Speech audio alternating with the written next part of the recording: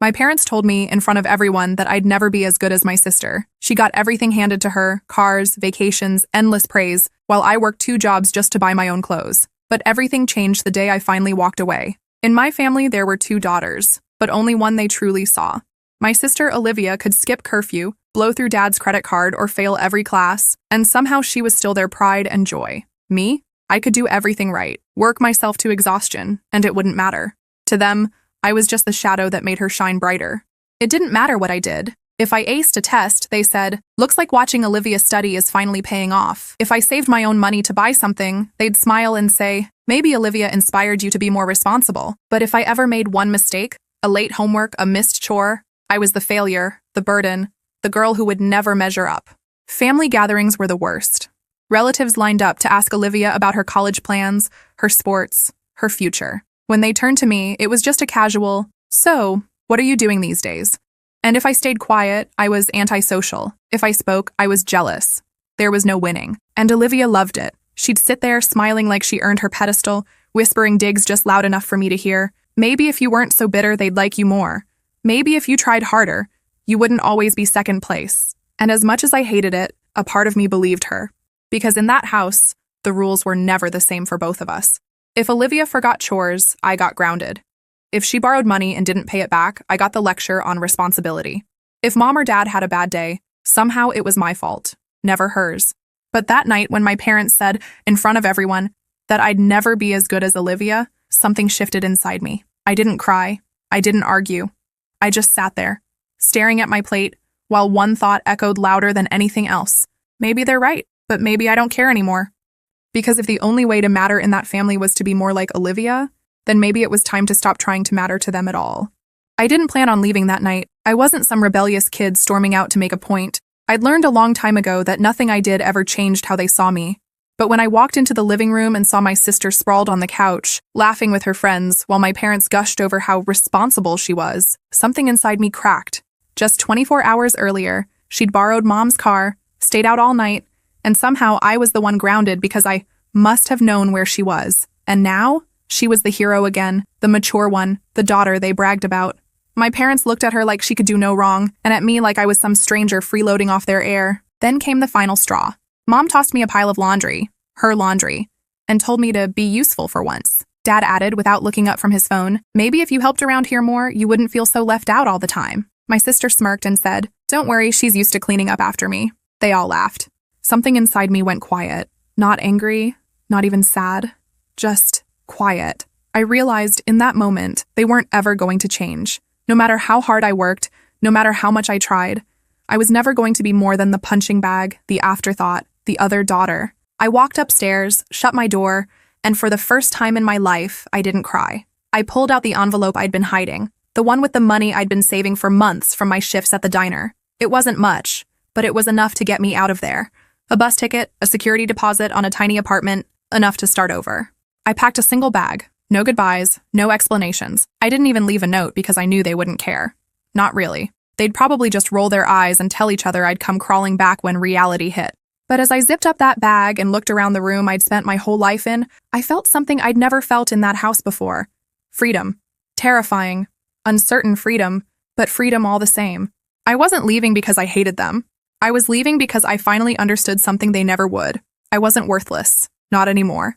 The bus ride out of town didn't feel real. My hands shook as I clutched my one duffel bag, my savings envelope buried deep inside, like it held my entire life, because it kind of did. I stared out the window at the fading streetlights, half expecting to see my parents' car pulling up, demanding I come home. But no one came. No one even noticed I was gone. By the time I got to the city, the adrenaline had worn off, and the fear started to creep in. I didn't know a soul. I didn't have a plan, just a list of cheap apartments I'd circled online and enough money to cover a deposit and maybe a month of rent, if I skipped eating anything more expensive than instant noodles. The first place I found wasn't much. A one-room studio with a leaky sink, a flickering hallway light, and paper-thin walls. The landlord barely looked at me when I handed him cash, just shoved the key across the counter. "No refunds," he muttered. It wasn't home, but at least it was mine. I dropped my bag on the floor, sat cross-legged on the bare mattress, and let it all hit me. For the first time in my life, I was completely alone. No one telling me I was a disappointment, no one telling me I'd never be enough, but also no one telling me anything. If I failed now, there was no one to blame. no one to bail me out. The next morning, I woke up before dawn, my stomach growling, and forced myself to get moving. I picked up extra shifts at the diner, taking every terrible table and double shift they'd give me. I walked to work because bus fare felt like a luxury. Every spare dollar went into a jar marked future, my only reminder that I wasn't just surviving, I was building something.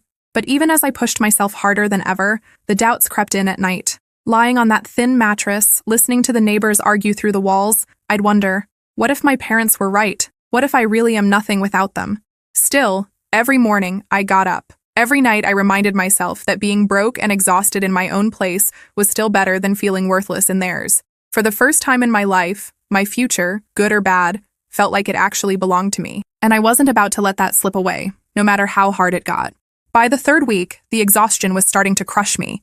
Every morning I woke before the sun, worked double shifts at the diner, and came home with my feet aching so badly I could barely stand. I was surviving, just barely, but that wasn't why I left. I hadn't run away to scrub tables and collapse on a mattress every night. One evening, after another grueling shift, I passed by a community center on my walk home. A faded flyer was taped to the window. Night classes, scholarships available, registration open. I stopped. I read it again. I hadn't thought about school since leaving. Not seriously. My parents always said college was for Olivia, not me. She's the smart one. You're more practical, they'd say. But I wasn't going to work the diner forever. I couldn't. The next day, I scraped together the courage to walk inside. The woman at the front desk looked surprised to see me. "You here to sign up?" she asked. I hesitated. "I don't have money for tuition." She slid a pamphlet toward me. "Scholarships? If you want it bad enough, we'll help you find a way." For the first time in weeks, I felt something that wasn't fear or exhaustion. I felt hope. Real, buzzing, this could change everything hope. That night, I pulled out my jar of tips and crumpled bills. It wasn't much, but it was enough to cover the registration fee.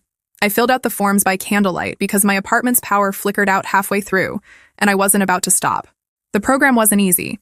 It meant finishing my diner shifts, then dragging myself to class, running on little more than black coffee and sheer stubbornness. Some nights I thought about quitting. My body screaming, my mind fried. But every time I thought about my parents' voices, telling me I'd never be more than a shadow to Olivia, I pushed harder. One night after class, I stayed behind to talk to the instructor. I expected a quick dismissal, but instead, he looked over my work and said, "You're good, better than you think. If you stick with this, you can go far." No one had ever told me that before. Not a parent, not a teacher, no one. For the first time in my life, I felt like maybe, just maybe, I wasn't the worthless one after all. The classes were brutal, but for the first time in my life, I didn't care how hard something was. Every hour I spent in that classroom felt like proof that I was building a life no one, not even my parents, could take from me. But there was one thing I didn't expect. Meeting someone who actually believed in me before I even believed in myself. It started on a Tuesday night, after everyone else had packed up. I was sitting in the hallway, hunched over my notes, trying to memorize a formula for the upcoming exam. My hands were shaking from exhaustion, 2 back-to-back shifts at the diner, and then class left me running on fumes. I didn't even notice someone standing there until a voice broke the silence. "You always stay late like this?" I looked up. It was Elena, a woman in her 20s who always sat 2 rows ahead of me. I'd barely spoken to her before. She dropped her bag beside me and sat down. "Why do you push yourself so hard?" she asked. I almost laughed, because if I don't, I'll end up stuck at the diner forever, and I can't go back home. Ever. She tilted her head. "What's wrong with home?" I hesitated, but for some reason I told her everything. About Olivia, my parents, how they made me feel invisible, worthless, like no matter what I did, I'd never measure up. I expected her to look at me with pity, or worse, judgment. Instead, she just nodded slowly and said, "Then prove them wrong. Don't just scrape by. Excel. Let them see the person they underestimated." That night, Elena became more than just a classmate. She became my first real ally. She offered to study with me, share her notes, even introduced me to someone she knew who could help me find better work than the diner once classes were done. "You're smart," she said, as if it were the most obvious thing in the world. "You just need someone to remind you." No one had ever said that to me before. Not once. Not even my own family. For the first time, I felt like maybe all those nights I cried in my childhood bedroom, wondering if I'd ever be more than Olivia's shadow, weren't going to define me anymore. Maybe I was finally running towards something. The weeks blurred together into a haze of exhaustion and stubborn grit. I'd wake before dawn, grind through endless hours at the diner, then drag myself to class until late at night. The only thing keeping me from collapsing was the reminder Elena had drilled into my head: prove them wrong. One night after class, our instructor announced a scholarship opportunity, a full ride for the next semester, given to the top student in the program. My heart sank immediately. I wasn't the top student. I was barely holding it together, running on coffee and 4 hours of sleep. But Elena nudged me in the ribs and whispered, "This is yours. Stop doubting." For the next 2 weeks, I pushed harder than I ever had in my life. Every break at the diner was spent cramming flashcards. Every walk to class, I recited notes aloud like prayers. I even sold my old phone, the only nice thing I'd ever bought for myself, just to pay for extra tutoring sessions. The day of the scholarship test, I felt like I was going to throw up. My hands trembled so badly I could barely hold my pencil. All I could hear were my parents' voices in my head. "You'll never be as good as Olivia. She's the smart one. You're just you." When I turned in my test, I didn't feel relief. I felt numb. Convinced I'd failed, I went straight back to the diner and scrubbed tables until my fingers ached, trying not to think about it. 3 days later, I got the call. I'd done it. I hadn't just passed. I'd scored the highest grade in the program. The scholarship was mine. For the first time in my life, something that big, that good, had my name on it. Not Olivia's. Not because of Olivia. Mine. When I told Elena, she hugged me so tightly I almost cried. "See? You're not worthless. You were just stuck in a house that convinced you were." That night, sitting in my tiny apartment with the scholarship letter in my hands, I let myself imagine a future, a real one, not as a shadow, not as a disappointment, but as someone who'd finally carved out a life no one could take credit for but me. It was just one win, but it felt like the first real proof that leaving home hadn't been a mistake. While I was piecing together my own life, Olivia's picture-perfect world was starting to unravel. Not that my parents noticed at first. To them, she was still the golden girl, the one they bragged about at dinner parties and plastered across holiday cards. But beneath the surface, things weren't so flawless. It started small. I heard through a mutual friend that Olivia had been skipping classes, the same college courses my parents practically worshipped her for attending. "She's just stressed," they'd say, brushing it off. "She deserves a break. She's been working so hard." Working hard. From what I remembered, Olivia's idea of work was smiling pretty and letting people hand her what she wanted. Then came the bigger cracks. Her boyfriend, the one my parents adored and called the perfect match, dumped her for someone else. Apparently, Olivia had been draining his money, throwing parties, and skipping out on her own bills. Instead of owning up to it, she spun the story to our parents, claiming he was jealous of her success. And of course, they believed every word. But her luck didn't hold forever. I found out through social media, not from Olivia, not from my parents, that she'd been put on academic probation. Her grades had tanked so badly she was 1 semester away from getting kicked out. My parents never mentioned it to me, probably because they were too busy defending her to anyone who would listen. "Olivia's just overwhelmed," they'd insist. "She's got so much on her plate." Meanwhile, I was thriving quietly. I didn't rub it in, didn't even reach out. I was too focused on keeping my own momentum going. My scholarship, my classes, the faint glimmer of a future I'd built with my own hands. But hearing about Olivia's life slowly crumbling felt strange. Not satisfying, not exactly, just strange. For years, I'd dreamed of a moment where she'd finally get what she deserved, where people would see the truth behind her golden girl act. But when it finally started happening, I didn't feel the rush of victory I thought I would. Instead, I felt something I hadn't expected. Distance. For the first time, Olivia's chaos didn't affect me. Her downfall wasn't my problem anymore. Still, a tiny part of me wondered, when her world fully falls apart, and I knew it would my parents finally look at me differently? Or would they just find another way to make her mistakes mine? Either way, I wasn't going back. By the time Olivia's perfect image was starting to crumble, my world was finally starting to take shape. For the first time in my life, I wasn't just surviving. I was building something real. It started with a single email. Late one night, after a double shift at the diner and another 3-hour study session, I opened my laptop and saw the subject line, "Congratulations, internship offer." I blinked at it, certain it had to be a mistake. I'd applied weeks ago to a competitive internship tied to my program, never expecting to even hear back. And now, I had it. Paid, part-time, and a direct path into a career I'd once thought was impossible for someone like me. The next morning, when I walked into class, I almost didn't tell anyone, but Elena noticed the grin I couldn't hide. "You got it, didn't you?" she said, hugging me before I could even answer. "Told you, this is just the start." The internship changed everything. I still worked the diner to cover bills, but now, during the day, I was actually doing something I cared about. For the first time, my work didn't just feel like survival, it felt like progress. My supervisor, a no-nonsense woman named Carla, saw how hard I was willing to push myself. "People who claw their way up like you," she said one day, almost offhandedly, "they're the ones who make it." Every compliment felt surreal. I wasn't used to being seen, let alone praised. Back home, any success I had was either dismissed or handed over to Olivia as something she must have inspired. But here, no one even knew who Olivia was. My achievements belonged to me. That night, I came home to my little apartment, still tiny, still with flickering lights and paper-thin walls, and looked around. It was far from perfect, but it didn't feel temporary anymore. This wasn't just a place I ran to. It was the first stepping stone toward the life I actually wanted.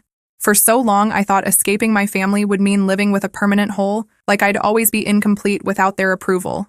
But now, with each day, each class, each hour at that internship, I felt like I was finally becoming someone new, someone who didn't need their validation. And deep down, I knew, if Olivia could see me now, thriving without a single ounce of their help, it would drive her insane. But for once, that didn't matter. This wasn't about her anymore. While my life was finally starting to rise, Olivia's world was falling apart faster than anyone could spin it into another "she's just stressed" excuse. The stories started trickling to me through friends and social media, not from my parents, of course. They were too busy pretending everything was fine, clinging to the image of their perfect daughter. First came the probation. Olivia's grades had plummeted so badly, the college sent her a formal warning. One more failed class and she'd be expelled. My parents brushed it off as unfair professors and told everyone she was taking fewer classes by choice. The truth? She wasn't going to class at all. Then came the eviction. The off-campus apartment my parents were paying for? Gone. Not because they couldn't afford it. They were still bankrolling her every whim. But because Olivia had been throwing parties so often that the neighbors petitioned the landlord to kick her out, my parents smoothed it over, found her another place, and told everyone she needed a change of scenery. But the worst hit came when her boyfriend, the one they called the man who will make our daughter's life perfect, broke up with her publicly. And not just a breakup. He posted screenshots of texts, showing Olivia bragging about draining his accounts, mocking him behind his back, and calling him the backup plan in case her real options didn't work out. Overnight, her social circle vanished. The girl everyone once wanted to be seen with was suddenly toxic. For the first time, my parents couldn't spin the story anymore. People were talking, family friends whispered, relatives who used to fawn over Olivia were suddenly asking, what happened to her? Did my parents finally admit they'd put all their faith in the wrong daughter? Of course not. Instead, they doubled down, calling anyone who criticized Olivia jealous, and, predictably, finding a way to bring me into it. One of our cousins told me they'd overheard my mom saying, if she weren't so bitter, maybe her sister wouldn't be under so much stress. She's probably part of the reason Olivia's struggling. Even when Olivia's empire was crumbling, I was still the convenient scapegoat. But this time I didn't feel anger. I didn't feel hurt. I just felt done. Their chaos, their drama, their endless excuses, none of it had power over me anymore. And I had a feeling things were about to get a whole lot messier. Because when Olivia finally hit rock bottom, I knew exactly who my parents would come crawling to. The call came late on a Sunday night. I almost didn't answer. The number flashing on my screen was my parents, and for months I'd been letting those calls go to voicemail. Every time I did pick up, it was the same. Subtle digs about how hard it must be living on my own, passive-aggressive comments about how Olivia missed her sister, or awkward small talk that ended with nothing of substance. But this time, the voicemail they left sounded different. My mom's voice was strained, tight, like she was trying to sound calm and failing. We need to talk. Call us back, please. It's important. Against my better judgment, I called back. My dad answered almost immediately. No pleasantries, no how are you, just, your sister's in trouble and we need your help. Apparently, Olivia had officially been kicked out of school. Her grades didn't recover, and the probation turned into a full expulsion. To make things worse, she'd racked up debt, credit cards, unpaid bills, even a personal loan she'd lied to my parents about. They'd been covering for her for months, quietly paying off what they could, but now it was too much. They were tapped out. Look, my dad said, trying to keep his voice steady. We know you've gotten yourself together. You have a job, right? Savings? Maybe you could lend us something to help Olivia get back on her feet. She's your sister. Family helps each other. I almost laughed. Family helps each other? The same family that told me I was worthless? The same parents who couldn't even be bothered to ask how I was surviving when I left because they were too busy propping up their golden child? Part of me wanted to scream, to ask why they thought I owed Olivia anything after the years I spent cleaning up her messes, taking her punishments, living in her shadow. Another part of me felt that old familiar ache, the little girl inside me who still craved their approval, who still wanted to hear, "We're proud of you. We're sorry." But they didn't call to apologize. They didn't call because they missed me. They called because, for the first time, Olivia couldn't bail herself out, and they needed the daughter they used to treat like nothing. I didn't give them an answer that night. I just said, "I'll think about it," and hung up. For the first time in my life, they needed me more than I needed them. Walking up the driveway felt surreal. The same house I left months ago, the house where I was told I'd never be enough, now felt smaller, older, almost fragile. The perfect polished image my parents always projected was gone. The flower beds were overgrown, the paint on the shutters chipped. It wasn't the same shrine to Olivia it used to be. My dad opened the door before I even knocked. For the first time, he didn't look like the unshakable man I grew up with. He looked tired, defeated. Behind him, I saw my mom pacing, her phone in hand, barking at someone about overdue payments. And then there was Olivia. She was sitting at the kitchen table, hunched over, wearing sweatpants and an old hoodie. No makeup, no confident smirk, just a hollow stare at a pile of bills spread out in front of her. When she glanced up and saw me, her eyes flickered with something I'd never seen before. Not pride, not annoyance, shame. No one said anything at first. My mom broke the silence. "We're glad you came." Her voice was softer than I'd ever heard it, like she was afraid I might turn and leave right then. I sat down at the table looking at the three of them, the people who used to treat me like I was invisible, and waited. Finally, my dad cleared his throat. "Olivia needs time to get back on her feet. We just need a loan, temporary. You're doing well now, right? You can help." I almost laughed, not because it was funny, but because of how absurd it felt. Here I was, the daughter they said would never measure up, the one they ignored, the one they practically pushed out the door, and now they were looking at me like I was the only person who could save them. For a moment, I just looked at Olivia, the sister who used to whisper, "Maybe if you weren't so bitter, they'd like you." The sister who coasted while I worked myself raw, who got praise for breathing while I got punished for existing. Now she couldn't even look me in the eye. I took a deep breath. "I didn't come here to write a check," I said finally. "I came to see if any of you even realize what you did to me. And if you don't, maybe it's time I told you." My mom froze. My dad shifted uncomfortably. Olivia's eyes widened. For the first time in my life, I wasn't the one sitting in silence while they spoke. Now it was their turn to listen. The silence in that kitchen was heavier than anything I'd felt when I lived there. My parents, the same ones who told me I'd never measure up, suddenly couldn't look me in the eye. Olivia stared down at the table like the bills in front of her might save her from hearing what was coming. For years, I swallowed everything. The comparisons, the lectures, the way I was blamed for things Olivia did, punished for mistakes I didn't make, and told over and over that I should be more like her. I left this house because I thought if I stayed, I'd disappear completely. And now here they were, asking me to fix the mess they created. "You want me to help?" I started, my voice steady but shaking underneath. "But you don't even see what you did to me, do you?" My mom shifted uncomfortably. We know things were hard, but..." "Hard?" I cut her off. "You told me to my face that I'd never be as good as her. You blamed me for everything she did wrong. You treated me like a problem you were stuck with while she got to do whatever she wanted." I looked at Olivia. "Do you even realize how easy you had it? How much I covered for you just so I wouldn't get yelled at?" Olivia opened her mouth, but no words came out. For once, she didn't have a clever comeback or a smug smile. She just stared at her hands. My dad spoke next, his voice low. "We didn't mean to make you feel that way. We just thought you were stronger." "Stronger?" I let out a bitter laugh. "No, you thought I was disposable. You thought you could tear me down, push me out, and I'd either crawl back or disappear. But I didn't. I left. And I made something for myself, without you, without your help, and definitely without your approval." I stood up. "I didn't come back to gloat. I came back because I needed to say this once to all of you. I'm not worthless. I never was. You just convinced me I was so Olivia could stay on her pedestal. But I'm done carrying this." No one said a word, not even Olivia. The silence was different now. Not heavy, but stunned, like they finally understood something they never wanted to face. I walked toward the door, pausing for one last glance back.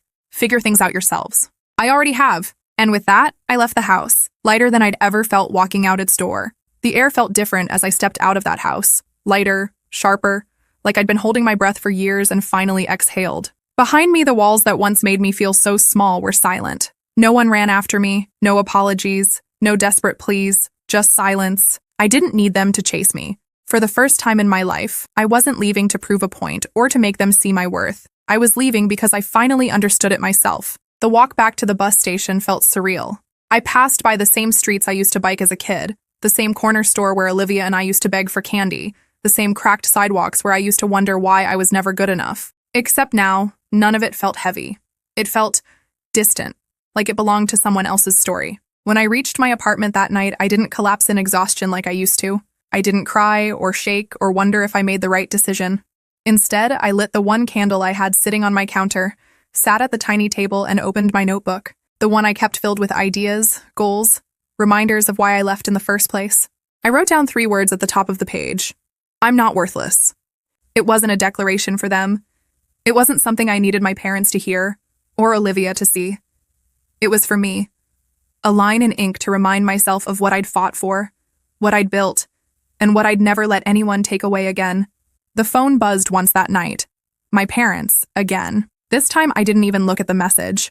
I silenced the phone, closed the notebook, and for the first time in years, I let myself smile.